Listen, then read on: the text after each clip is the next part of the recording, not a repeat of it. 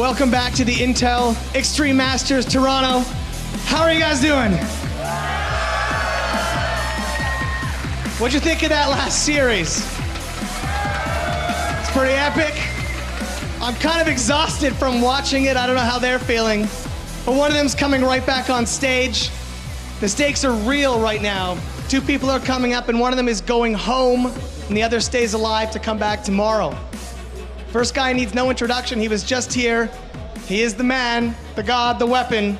Put it together for Flash.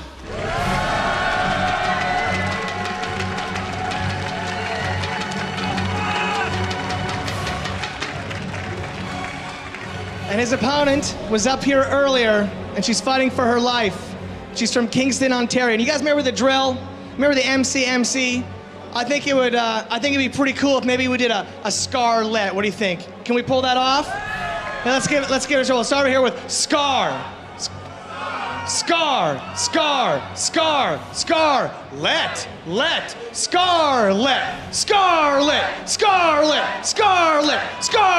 Acer Scarlett.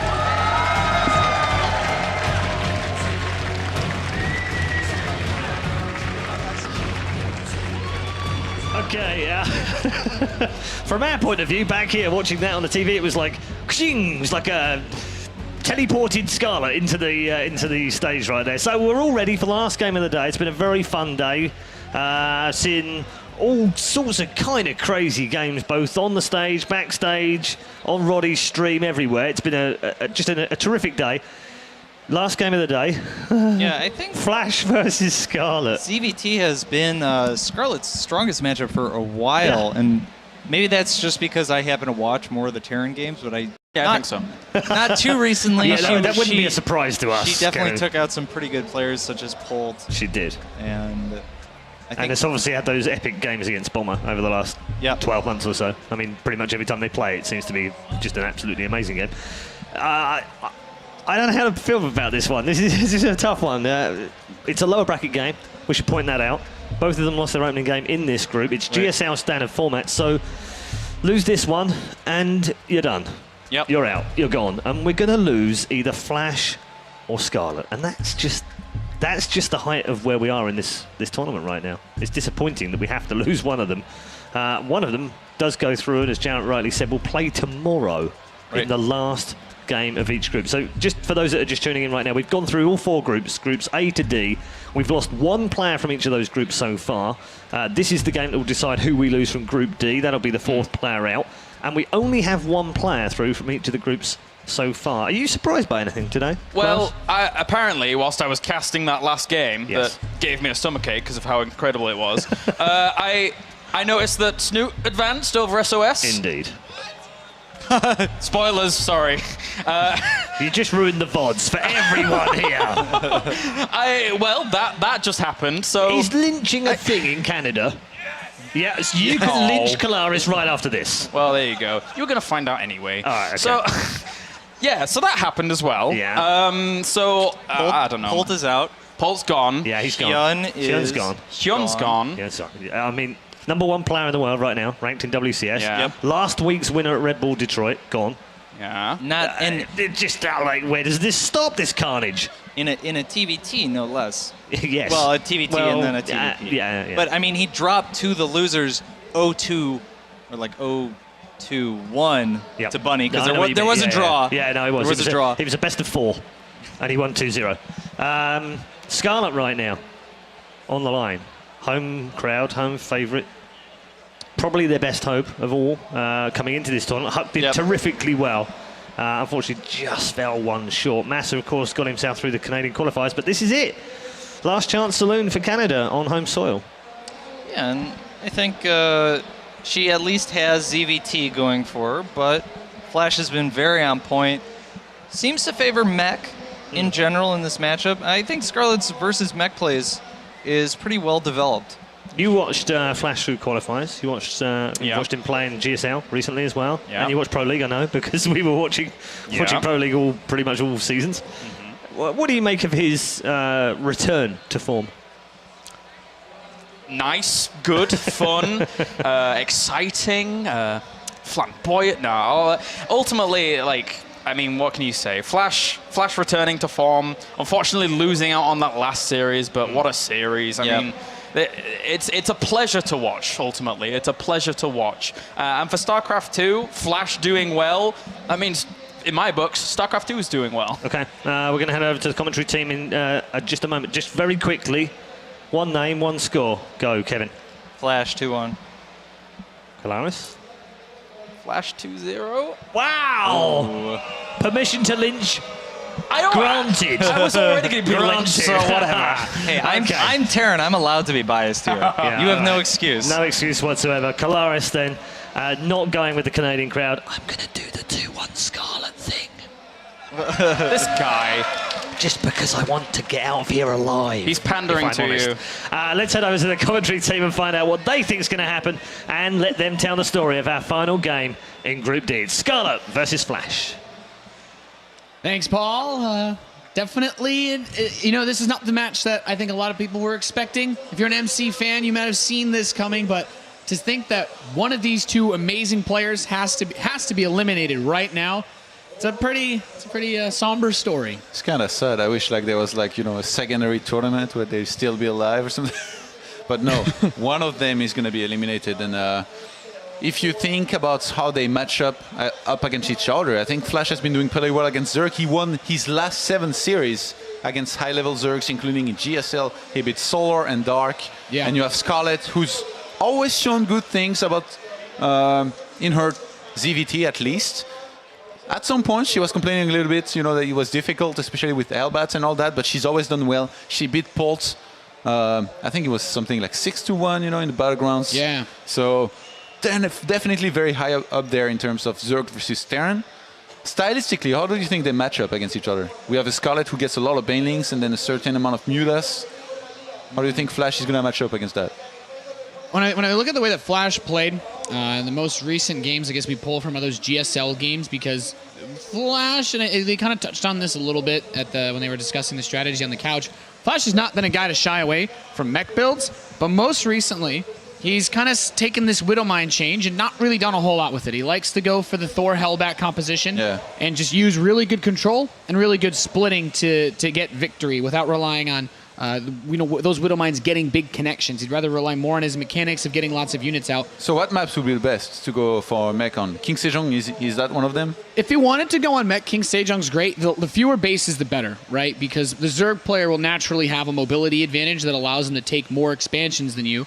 And over the course of a long game, you sometimes end up, if you're on like Nimbus or Deadwing, if the Zerg just rotates around the map faster than you, they'll end up mining more bases overall. And it gets really tricky, but we're about to find out which one of these two fantastic StarCraft players will have to leave the Intel Extreme Masters Toronto. And our first player in the bottom right position, one of the greatest Terrans of all time from KT Rolster, he is Flash!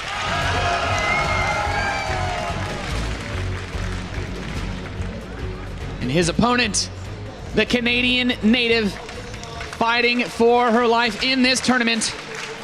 Representing Team Acer, she is Scarlett!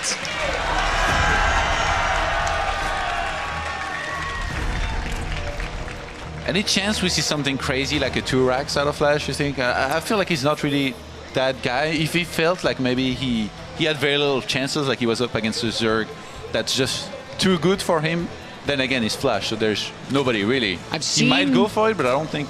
I've seen Flash go for Proxy Reaper on this map in particular. I believe one of the games that he played in the Kespa Cup qualifier a week or so ago, he did pull out a 2-racks in at least one or two of those series. It might have been in the series against Effort or Soulkey, but he's busted a little bit more of the cheddar. However, he's so strong with his macro and his mid-game, and his late-game control, that Flash, I don't think he needs to, prop himself up on any particular strategy or another. Some of these Zergs that Flash has beaten recently include Symbol, Sue, Soulkey, Effort, and Solar. I mean, doesn't really get any better than that. But now he's up against a Zerg that lives and practices in Korea herself.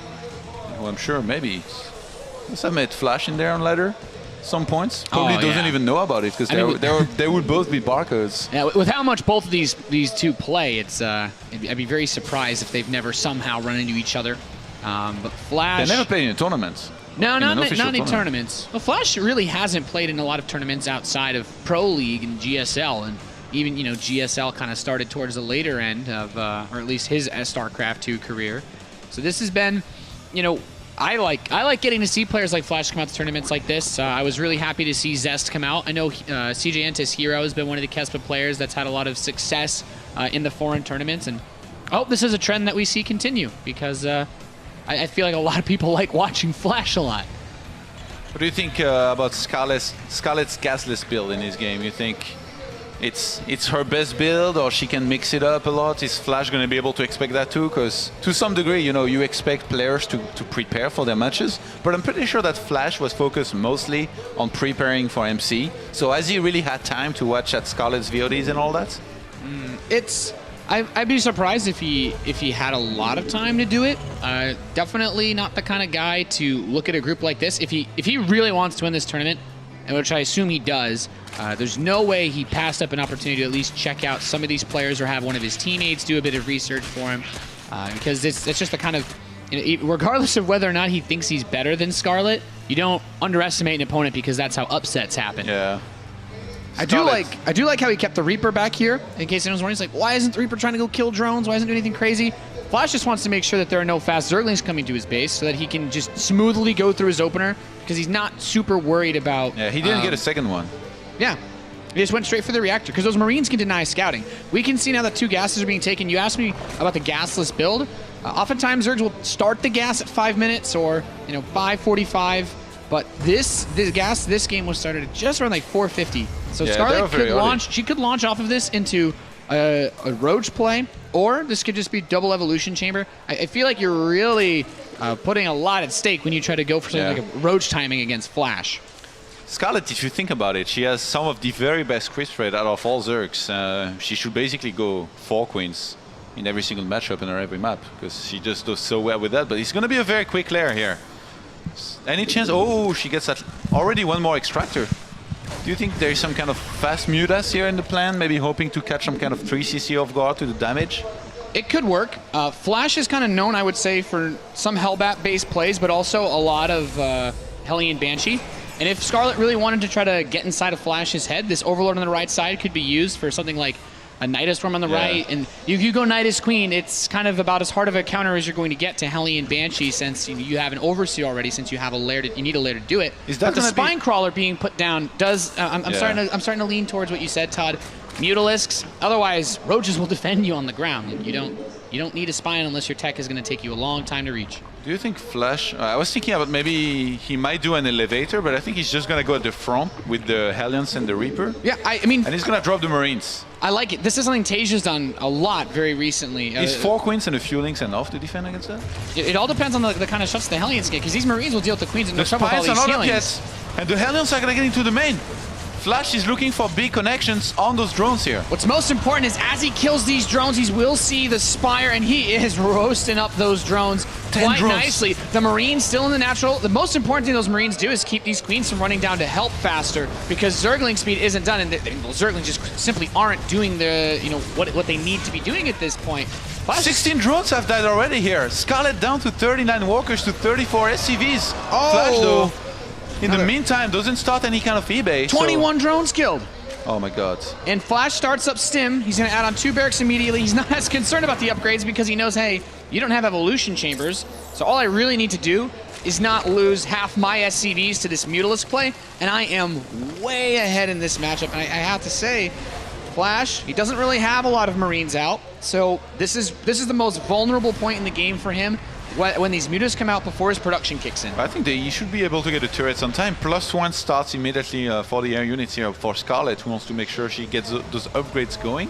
I'm actually surprised, because she already doesn't have that much gas to make all the mutas. So she's going to get even less now. Actually, just 2 mutas starting now. I mean, at this point in the game, it's kind of pathetic. Like, ideally, you will be... You would like to can't start afford at anything. least 6 to 8. When you lose 21 drones in the first 8 minutes of the game, that happens. It's a really difficult position to be in, because even though Flash delayed his 3rd command center, which he's now getting, he's more than certainly paid for in every other way. And Scarlett has caught up in the drones because what else can you really do with this opening besides pump out, Mutalisks as you get the gas, and then drones when you have leftover minerals. The one Muta, But the mules. Dat one Muta harass. It's not the most scary. It's looking for a hole in defense. Not gonna find any for now. Maybe, actually, some SCVs are stuck between the CC and Starport here. This Muta's ambitious, but even that one Viking can shoo it away. You're right, though. That's a couple SCVs. It's actually, 3. Right in between the starport and the main command center of Flash. I don't think he minds too much. Having the mules and being on the same worker count, he's just gonna have so much more income going for him. Widow Mine production is gonna start now, as well as combat shields. And Flash, I mean, from there, what does he go into? Does he start and drop in some places, knowing there is not that many mutas ready to intercept him? Or does he try to stay on the ground, push back the creep, and then slowly but surely make enough units to just go for a final attack? I mean, with a lair already being done, Flash can anticipate that a Baneling nest will come up soon, and then with that Baneling speed, so you don't want to get too far ahead of yourself, even if you picked up a big early edge like with the Hellions that he did.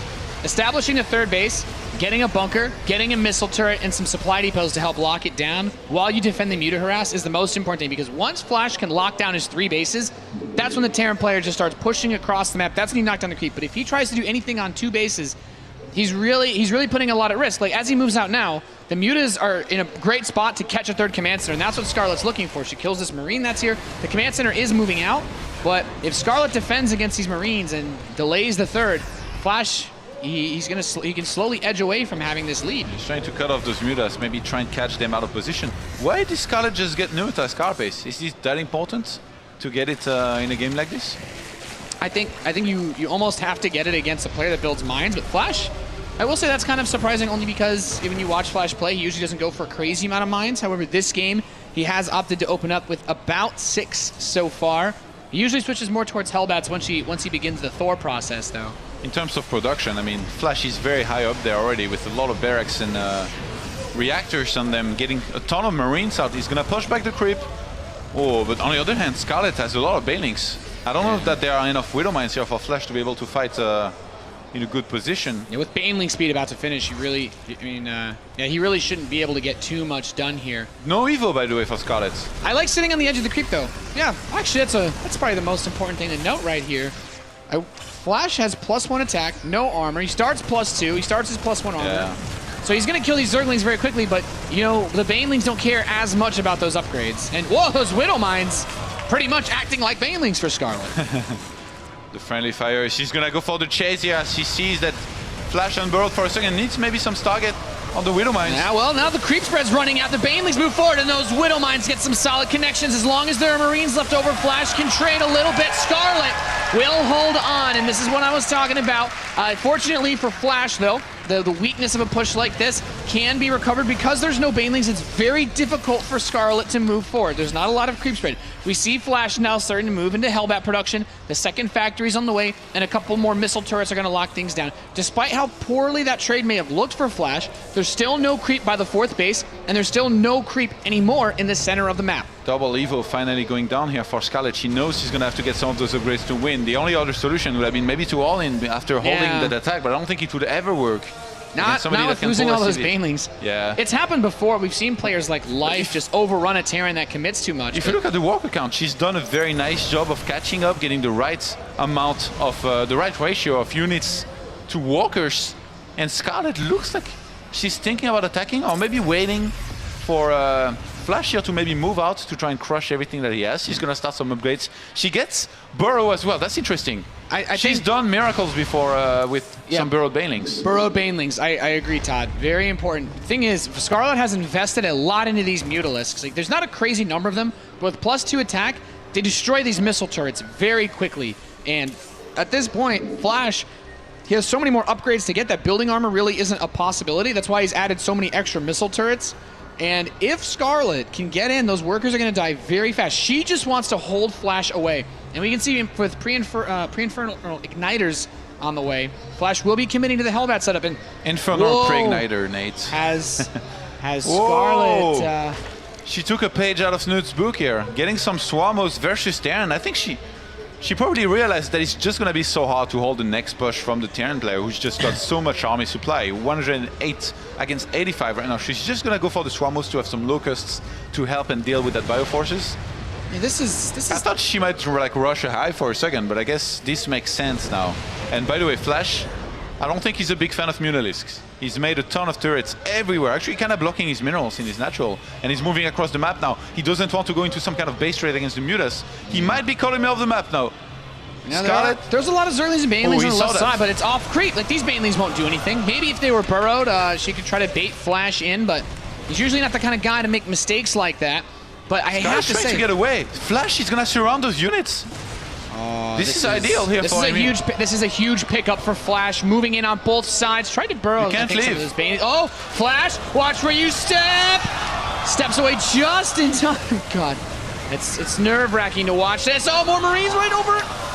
Scarlett loses most of these forces, though, not seizing the opportunity to get a big Baneling mine detonation. Not the connection she needed. She needed better than that. Behind this, we have more Swarmos being made, as well as more Banelings. Ideally, she would like Flash to attack into the Locust that can tank while the Banelings get in and get the connections needed, but I don't think that Flash is going to fall for it. He's probably going to start cleaning that creep here with the scan, and then see where he's at, see or maybe where he can drop. Against a big Doom drop here, I don't think Scarlett will do that well, because she doesn't have that many Mutas, but she's 10 walkers ahead. If she can stay alive, she might be able to do well in the later stage of the game. Yeah, this army can fight maybe one wave of Locusts, and then either has to kill all the Swarm hosts or back off. And Slash doesn't want to do this. He's like, okay, you want to defend the middle of the map? That's fine. Going in now on the 4th base is a crouch chance defense. But this hatchery, you should be able to pick this off and just run away. Sometimes you want to set up a pre-split and get nice and postured on a base like this. But when you're up against Swarm hosts, you just want to get the hell out, because those things, they don't really cost any money. The creep spread on the left-hand side by Scarlett is a big deal, by the way. It will really help in basically allow her to spot those potential drops going for the main. But Flash is pressing forward. He knows that there are only Swarmos here to help him defend against this, and there might not be enough Locust and Banelings, so he goes for the fight against these Locusts. After the first wave, he's gone. Yeah, he's on the creep though. Yeah, full stim by Flash. All he really needs to do is keep the Marines away from the Banelings. The rest of this army is nice, but each wave of Locusts is going to continue to trim this down. But Flash just has so much supply. Here come the Banelings, Marines splitting away from creep. They're all still alive, and as good as the Locust might be, the healing power from these medevacs give just a little bit more sustain. Is it though? Like I don't think he's going to kill that base. The next wave of Locust is almost ready. Mutas, actually with low hit points, he's going to be able to get a hatch thanks to the +3 attack upgrades. This is an important pickup, because now Scarlett, she's on just 2 bases. Of course, these Mutalisks want to grab everything that they can on the way out.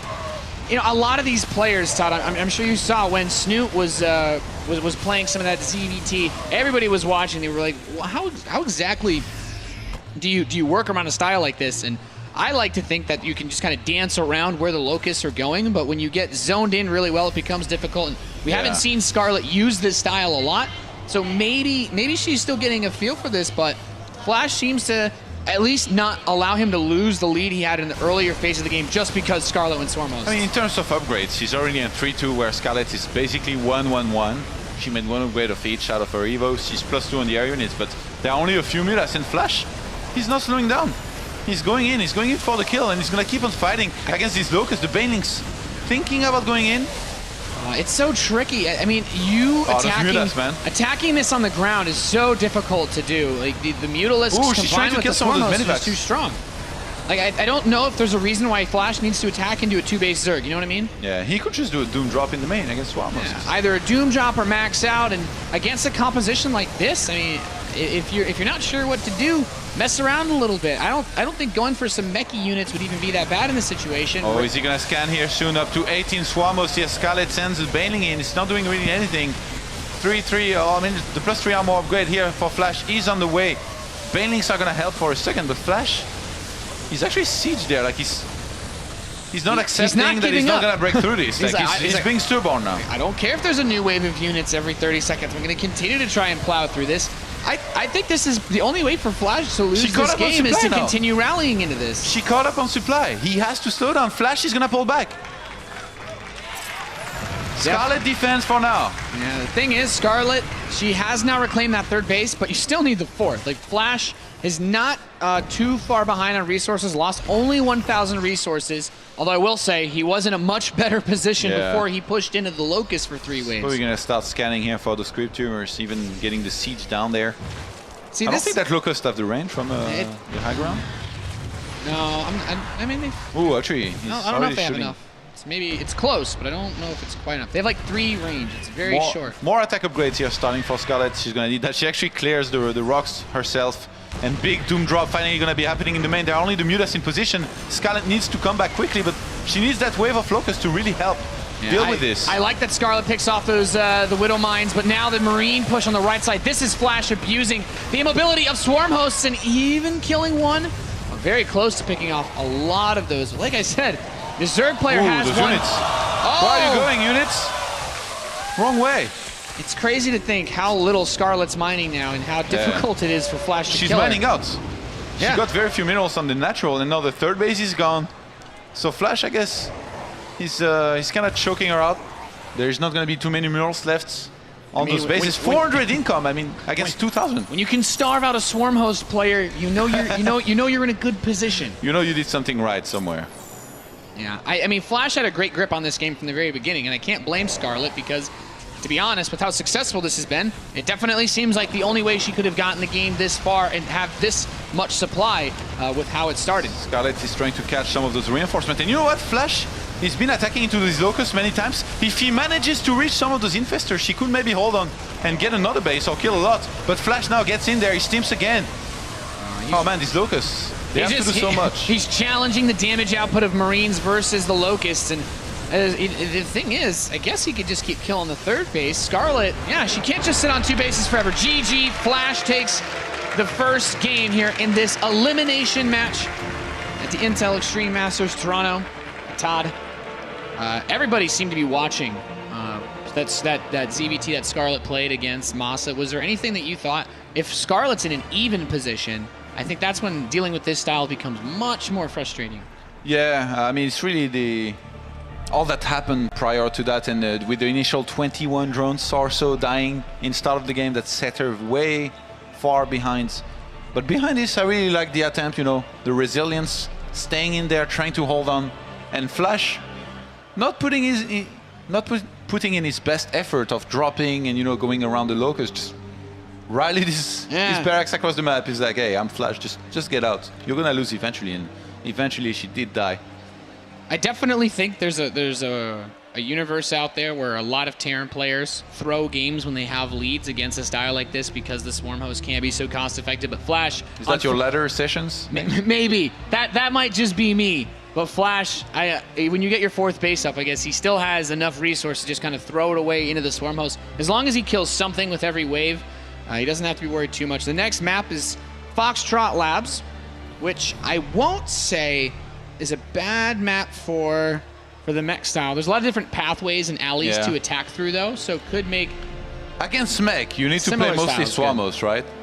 Do you think Scarlett has much experience with that? I feel like Scarlett is not one of those Zergs that play all that many Swarm Hosts, you know, even though she used to do it a bunch against Protoss, even had some good wins, like against Protoss is like Hero, against Terran.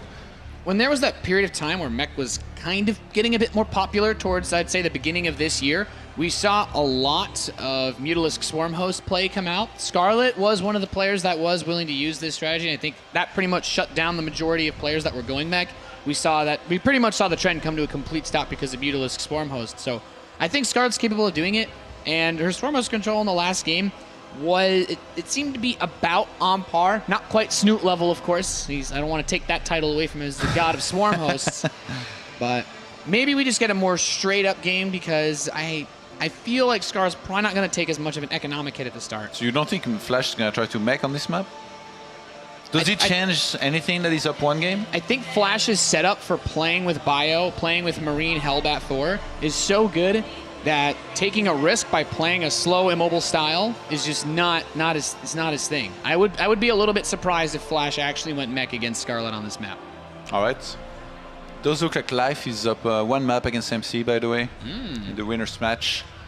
Life could advance on into the next round with another map win against MC. We've had 2 Terrans already take the first places in the first two groups. Snoot taking the first place of Group C. And now possibly Life. Where are the Protosses, man? What's happening? I'm surprised the Boss hasn't gotten through after that match versus Flash. Has the balance been restored in the StarCraft world? No, that's not until all the first place group finishers are Terran. But Okay. you know, it's actually really crazy when we look at the results of this group, like how much this group is affected by Sasquatch dropping out of the open bracket, because Life replaced him to even come to this tournament. And it's really weird how like it's something that seems like, okay, you know, we had to replace a player, but the player that ended up replacing him is potentially coming out first in this group. Or even winning the tournament, possibly. But, I mean, he's been playing great. Man.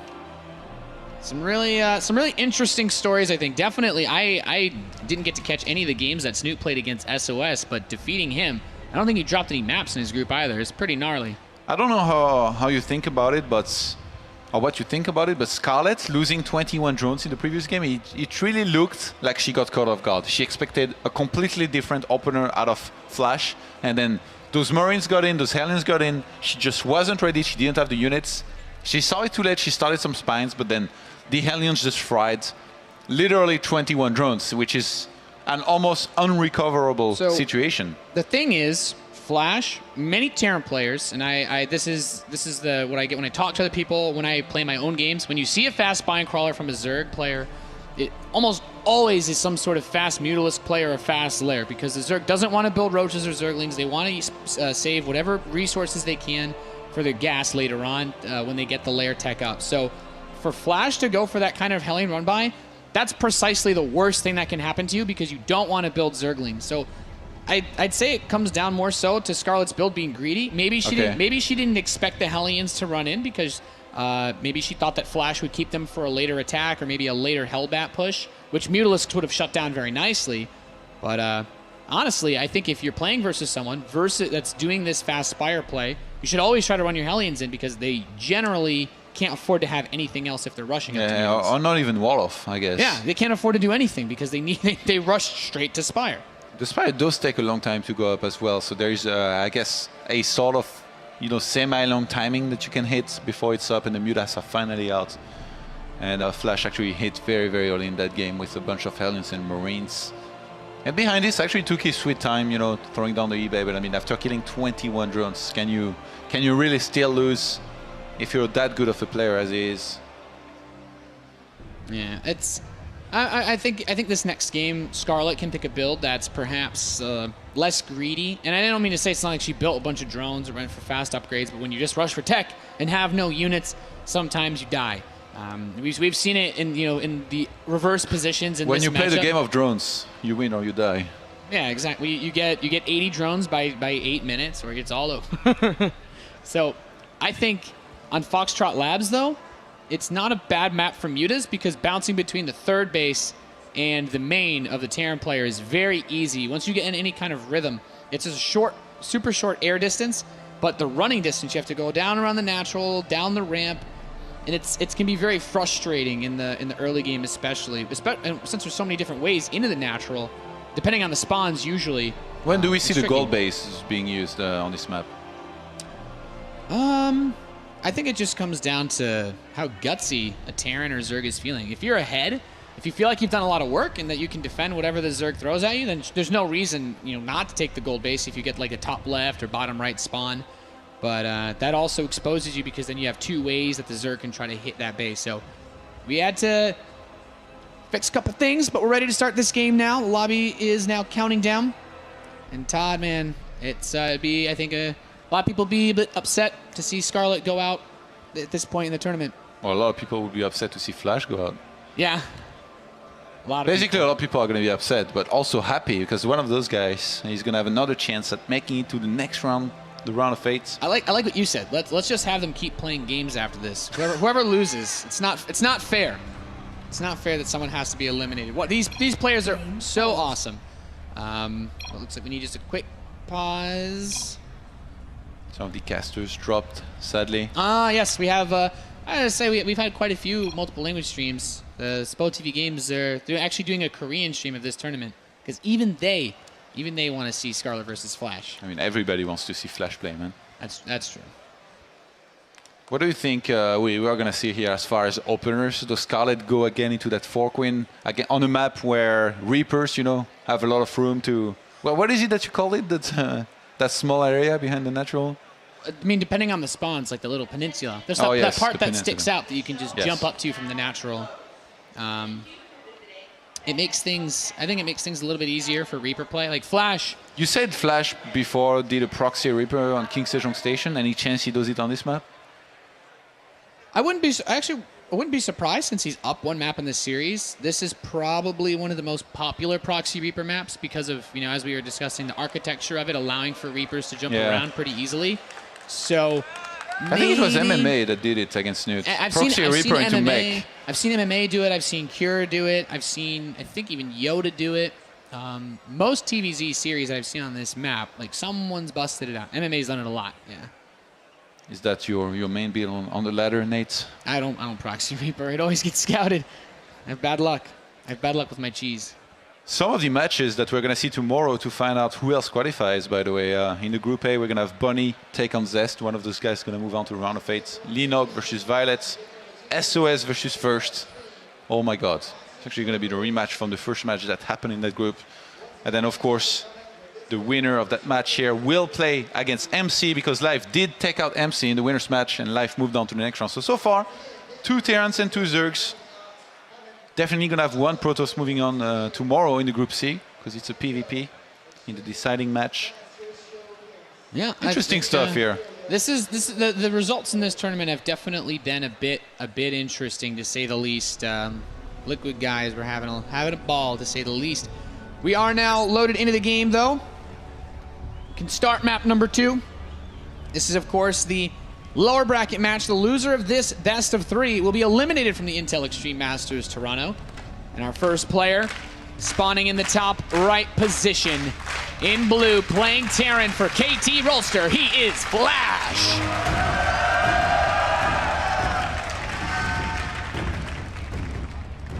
And his opponent spawning in the bottom left, needing 2 map wins to stay alive. Representing Acer, she is Scarlett.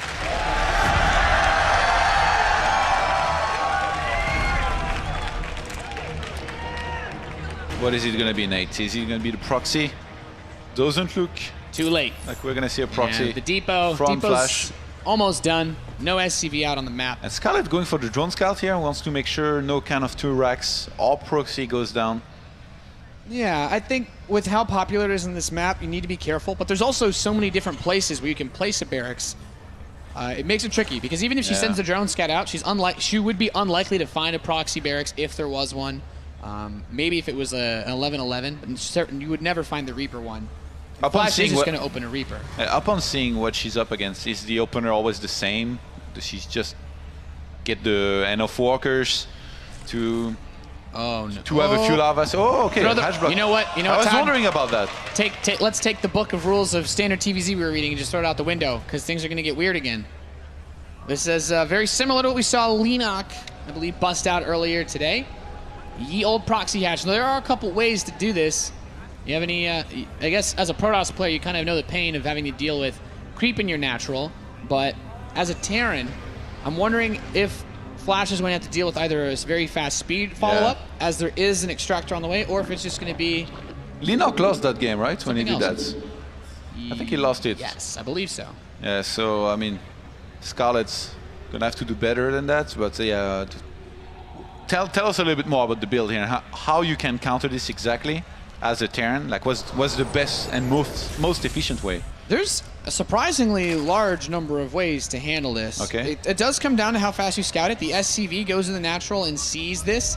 So he's going to start a bunker. And I guess it depends on how much the Zergs commit to this. Like, it could just be the hatch to block, you know, for the longest time. Scarlett could cancel this hatch and turn it into an evolution chamber if she really wanted to. And that'd be like probably maybe the lowest amount of investment. I was thinking more like she just lets this hatchery finish. He's actually going to throw down a CC next to this. Just let the creep block it. Flash is making himself at home, and I guess he's at home because it's his natural base after all. Yeah.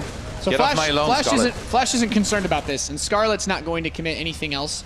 She just wants to delay how long Flash can mine, but I think the command center positioning says a lot about how much Flash is worried about this. Yeah, was that worth it? Honestly, with pretty how sure- long it'll take to Yeah. build the orbital command, it probably wasn't. The only thing Yeah. that Scarlett got out of this was the 6 or so SCVs that were brought down to fight against this, because now Flash kind of hurts his own economy. He's mining about 200 resources less per minute at the moment. Ideally, when you do this as a Zerg, you're hoping to face a CC first, right? If you're facing a command center first on the high the ground, SCV yeah. died. Oh no, he barely escaped. Okay. So it delays it a little bit. No actual units killed, so the SCVs are still alive. Scarlett's finishing up for natural back home. I'm pretty sure that Flash played against this before. I knew exactly how many SCVs to pull. I think he pulled like 5. It's the same against Protoss. Like, if you're a Protoss player and you want to go for a Nexus first and then you get your natural blocks, you need to pull like 10 probes. That's the exact amount that you need to pull for it to be worth it. Get the cancel and then get your Nexus up. So in this case, 5 SCVs. Flash was able to get rid of that and then go straight away into the third command center behind this, knowing that there cannot really be too many all-ins that could be used and work here. This is kind of cute. The two sets of Zerglings that Scarlett was building inside Flash's base. I think if they'd been able to run to the right, maybe it could have been a little bit annoying. Yeah. Flash's depots were down. She already has speed, so she's gonna try to be annoying here a little bit. Flash raises the depots though. No way for Scarlett to get in. I think, like in some worlds, a very aggressive Zerg player that's done this will say that Flash has no natural wall, therefore a very big Speedling flood could kill Flash, and I wouldn't necessarily disagree. The third CC not being seen here, I guess this is a big deal, right? And Scarlett, she has only one single Overlord near there. Can she actually get it in and see exactly what she's up against, which ideally you always want to happen? I don't think so. Especially SCVs, I think, are going to see that Overlord, so... The SCV should see the Overlord moving in. If they can't, then I would like to see Flash potentially build a supply depot in the top left area of his main, because like based on how Flash opened the last game, Scarlett definitely wants to be prepared against anything. Like this Baneling Nest, she wouldn't need to build this if she knew it was a third command center build, because it's not, Flash isn't getting an armory, he doesn't have any additional barracks. There's no threat of any bio or light unit push aside from just standard Hellion pressure. But Scarlett she's doesn't spending a know lot that. of gas. Any chance she tries and do a timing? Double additional gas going down here for Scarlett as well as the spine, so I guess not. She's still droning up heavily. Even the spine, I think. This isn't a fast layer build, so She Scarlett's has no spine idea what has to she's up be, against. Yeah, she's just not sure what Flash is doing. Imagine if Flash had built 2 barracks, but as soon as he saw that, after he started that command center, suddenly he has 15, 16 Marines. His stim is almost done. He scans, sees the spine, the double gas on the natural, the Baneling Nest as well. And I mean, he played it fairly greedy, to be honest. Went for the double eBay with just one single racks. I mean, as much as he's making Hellions and he has a wall of... Yeah, Flash has, honestly, doesn't have anything to be concerned about. He's going to get away with this bit of greed. He's not the kind of guy to make a micro mistake to allow a couple of Zerglings to kill all of these Hellions, and even pulled himself back in his base, because he's thinking right now, he said, well, that Baneling Nest is either because you're putting yourself behind by being overly defensive, which we know that Scarlett's doing, or there's a big attack coming. And in both of these scenarios, Flash is already in a good place, because if his Hellions are at home to defend an attack, great. If there's no attack coming, Scarlett's still not doing a lot for herself. I think he got scared by the thing that he scans, like seeing the 2 additional gas and the Baneling Nest. He just pulled back home for the longest time. So now he hasn't denied creep spread at all. Even that tumor actually right next to his Hellions, he's gonna go up. So Scarlett, if you let her get too crazy with the creep spread, she's gonna have so much vision. She's always gonna be able to take the good engagements that she needs, and you're gonna be in trouble as a Terran player. Yeah, it's definitely important for this matchup for sure. The Spire is on the way. Overseer morphing down the top side. Pneumatized Carpe is just finished, so let's enjoy the Ferrari speed here. Yeah, that Overlord is going to get a very fast look at everything here. Seeing additional barracks being added. See that the starport's about to go in the reactor. So Scarlett knows that about a max of, say, a minute until medevacs are out. And then probably maybe another minute or so before they actually cross the map towards their side of the base. So right now it's all about that creep spread. You want to keep these forces back. Since Flash the changeling, man. Yeah, since Flash kept his Hellion. Oh, wow. Look at that guy. What a boss. It's like, excuse me, sir, you're not supposed to be here. It's like, well, turns out he wasn't human after all. In terms of creep spread, again, Scarlett, she's really being allowed to do whatever she wants here. So I think she's just going to want to look to drone up a little bit more, make sure she has enough units in case she gets attacked. And you see she's starting everything on time. The 1-1 was started a while back. Baneling speed is on the way. She has the Spire about to finish and enough gas to make at least 5 mutas. So even though, you know, it wasn't the best opener in terms of where she was headed and she didn't know what she was up against, you know, made the quick Baneling Nest doing nothing with it for the longest time. she's still doing what she has to do to somehow climb back into this game and make sure she doesn't fall too far behind in economy and even army. 71 drones actually to 59 SCVs. She does need to be careful though. Yeah. She only has 6 Banelings. There are 5 Hellbats now and a single Hellion. 23 Marines. So even just trading all these Hellbats out for the Banelings is cost effective, I think, for Flash. And then because his Marines will just mop up Zerglings. Not many units have died actually in this game. Just 8 for Scarlett and 1 for a single one. Well, now 2 for Flash. And he's not even bothering trying to push back the creep spread. Do you think this is wise?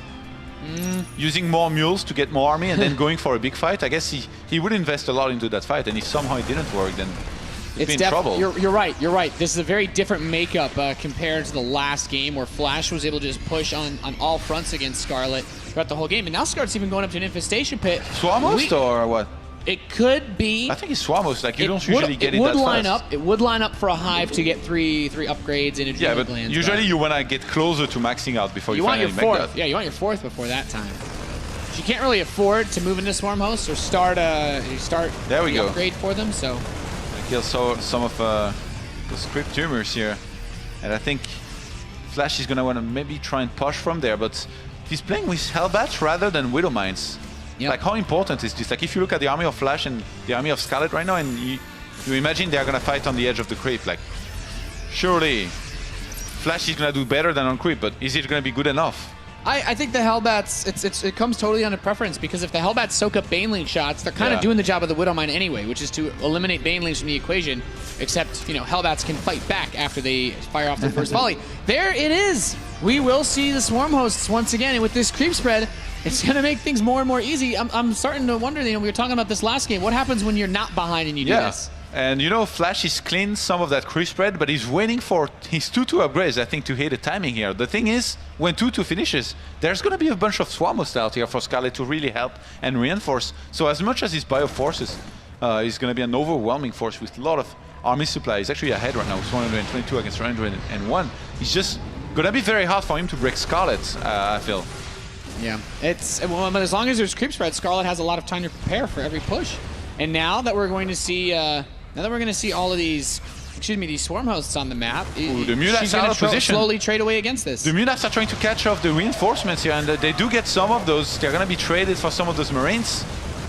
Yeah, this is smart. Flash is about to find out about the Swarm Hosts, though, as these Locusts begin to chew away at his Bioforce. But you know what? He still kills that 4th base, which is incredibly important in this scenario. Couple Banelings on the right side couldn't even Banelings attack. on the right-hand side, maybe preparing for a counter-attack here. Flash is going to get in there even against the Locust once again, just like in the previous game. He doesn't care. Yeah, he's just kind of fighting against these Swarm Hosts with impunity, and there's not a lot of them, just 8 at the moment. A couple more about to pop out as long as these Banelings don't connect on the Marines. Flash has the firepower to push through this, and now the Swarm Hosts unburrowing, running away. Flash is up about 20 or so army supply. Drones will get picked off, and just on 2 bases, we saw Scarlett wasn't able to make it work before, Todd. 22 drones just died, Nate, and Scarlett is falling very far behind in supply. I don't think Flash cares about the Locusts. Flash just does not care about the Locusts. He's in the Natural Marines, killing everything, and Scarlett down 60 supply now, on the verge of being eliminated from the Intel Extreme Masters. Banelings surrounding everything, but Flash just has so much production back home. He shut down every single mining base that Scarlett has taken since the beginning of this game, and now Flash, I have a strange feeling, he's going to get more units, and he's not going to care about all those Swarm Hosts. 44 drones just died. Scarlett is now 2 bases. She has literally no saturation on the natural. She's trying to chase back some of those units. But if you look at the production tab, I mean, Flash is following everything up. His upgrades, he's getting 3-3 on the bio, +2 on the vehicle weapons. And in terms of macro, Flash is so impressive. Kind of reminds me of, you know, the Yoda of the old times. That really was, for me, the first Terran who really focused on spending all of his money as soon as he got it. Flash just does not miss a beat with his production. I even like that he mixes in the siege tank in case he wants to try to hold a position down against the Swarm Hosts. And now he's just going to keep driving it home. Thor gets caught off on the side, not too bad. He's moving into the natural. Once again, Scarlett does not have a crazy amount of Baneleys with this force. Zerglings try to surround from the behind as these locusts spawn. And she's getting maximum surface area, but Flash just has way too many forces. The next wave's going to come in. He's actually losing a lot of his army. Needs to get a scan in here. But Scarlett, how long can she hold on with this? Swarm host beginning to finally die. She's dropped below 80 supply, and with this many Marines and Marauders coming across the map, the army, eventually, he's going to be able to nail this one in. The next wave's here. Thor, Juke's coming in, and Scarlett, she doesn't have a lot of options left, Todd. Flash wants a rematch against MC. I think he's going to get it. GG. GG. Flash will eliminate Scarlett from the Intel Extreme Masters Toronto. And he will get that rematch against MC. With the handshake, Scarlett doing a great job representing her country, but Flash, he is the ultimate weapon for a reason, Johan. I wonder if Scarlett went for that build because she felt inspired by Snoot's game, or if she had practiced it, but he didn't look nearly as convincing.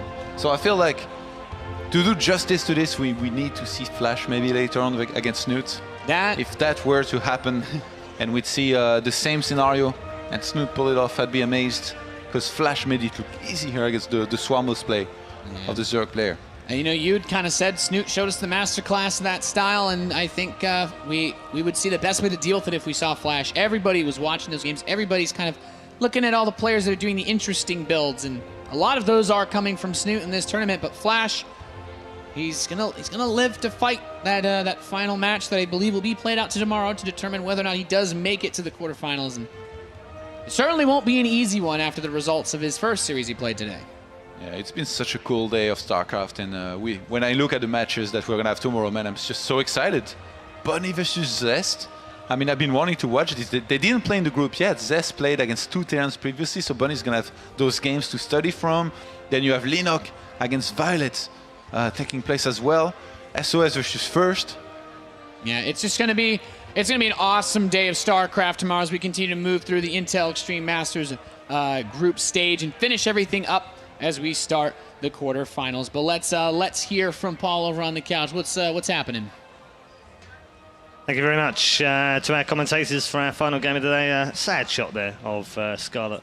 Yeah, she looked pretty disappointed. Yeah, it is a sad way to crash out in front of the home crowd as well. Games do not feel up to the caliber that I expected from her. No, that was the question I was actually going to ask you. It's not quite what we expect from her these days. Yeah, it felt like she saw what Snoot did, and maybe she's a little familiar with the style and tried to mimic it, but obviously did not practice the style very much. Because in the past, Scarlett plays a very calculated, a very well thought out way, and there it was like she tried to make some units, and then she didn't have an army, and then she died. Yeah, and that's kind of how both games. Yeah, went. I mean, we usually see her with fantastic creep spread, great control of units. It didn't feel. I mean, I don't want to be too mean, but it didn't feel like the Scarlett we're used to. Yeah, I kind of felt the same way as you, QXC. I mean, in the end, obviously you've got to say that if when you looked at Snoot's game against Massa and how he was orchestrating the Swarm host style, Massa, to be fair to him, is not on the same level as Flash. So, so Flash, it's very, very difficult, I think, to go with him in that. Take kind of nothing style. away, because Flash, he's played a great game. He's come back from a disappointing defeat against MC as well, so he's had to lift his spirits, and he kind of showed us what he's got to offer as well. So he's still in the competition. There were a couple other things going on in that game, though. Like in Massa versus Snoot, regardless of the player's skill levels, Snoot got ahead in both of those games, doing some sort of economic damage or just droning a little harder than would be normal. And in both of the games that Scarlett and Flash played, Scarlett kind of got behind at the beginning, especially on Sejong losing a lot of drones. And then it just felt like the transition into Swarm Host was too early. Right. And we saw that was very pronounced on Foxtrot, where... hold on, did you say too early or too... Too early. Okay. Yeah. Because with Snoot, he was kind of like, okay, I'm going to do this. I know what I'm going to do. I'm going to get ahead, and then I'm going to hit him with Swarm Host. So but Scarlett was behind and then went. So I thought maybe it was a bit of desperation. So on Foxtrot, it was really pronounced what going Swarm Host on 3 bases does to your army. Flash maxes. He's got 2-2. He walks across the map, and Scarlett's already moving into the transition of Swarm Host Muta Ling. And because she's put so much gas into not just the Swarm Host, but also the Infestation Pit, the Enduring Locust, whatever that upgrade is called. That one, so yeah. the armies clash, and it's like, 10 to 15 mutas, 8 Swarm Hosts, like 80 Lings, and, 10 Banelings. Yep. And that is just not going to cut it at that point in the game. You need...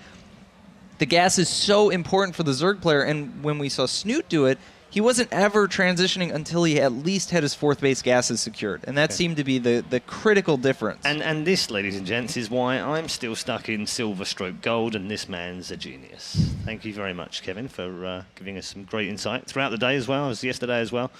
Great to have you with us. Same as Kalaris. We're going to finish up now by talking about the 4 groups. So let's show you the 4 groups as they stand right now. Group A, TvZ, Bunny, and Zest. Polt is gone. That's why he's grayed out. Is the player on the top, that's the one who's already advanced? Indeed, yes. Okay. And in Group B, Yoda through as the champion of Group B. No one had that on their radar, potentially, other than Kalaris. I'll give him that one. Lenok and Violet will fight it out tomorrow, first thing, for their final place in the quarterfinals. And Hyun, the man who is top of WCS rankings right now, is gone. Group C, Massa, I think predictably, we thought that probably would happen to him, unfortunately. He's definitely the wild card of the whole tournament. Oh, yeah. Snoop, though, top of Group C, in a group that contains the world champion from BlizzCon That he beat. and the Intel Extreme Masters world champion and first, which we know all about from WCS. That's an incredible achievement from a man that didn't make it through the round of 32 at WCS. I mean, I didn't get a chance to see Snoot's game against SOS or anything like that, because obviously we were casting other games, but Snoot doing that, it's just, that's a fantastic result for him. Yeah, An absolutely absolutely fantastic result. Group D, Life winning Group D. MC plays Flash in the rematch tomorrow for a place in the quarterfinals. So the quarterfinals right now look like this. TvZ, Yoda, Snoot, Life. And then one of Bunny or Zest, Lenok or Violet, SOS or First, and MC or Flash. That's an all-star roundup, but let's just round up who is not going. Scarlett, no Polt, no Hyun, no Jaedong. I could go on. No Hero. I mean, the list is endless of fabulous players who are not going to be taking part tomorrow. There was a lot of good players here. Okay, Paul, I get it. I get it. I think that's probably the way that we end today. Thank you very much to both of you and to all of our fellow commentators and, of course, our observer, Mr. Infeza backstage. And I forgot him yesterday. Did a fabulous job yesterday with our interview with Life. And again today, Mr. Mel, SC2 Mel on Twitter, a.k.a. James. Thank you for all the interpretation that you've done to help me out with regards to the interviews. We'll see you tomorrow from 10 a.m. local time for more StarCraft 2 action. It's the knockout stages and the quarterfinals. We'll see you then.